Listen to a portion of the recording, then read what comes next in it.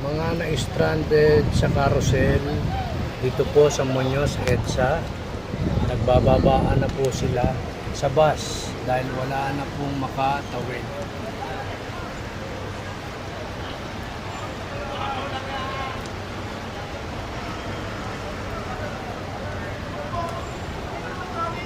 Naglalakad na po ang mga tao galing po sa mga bus ng EDSA carousel.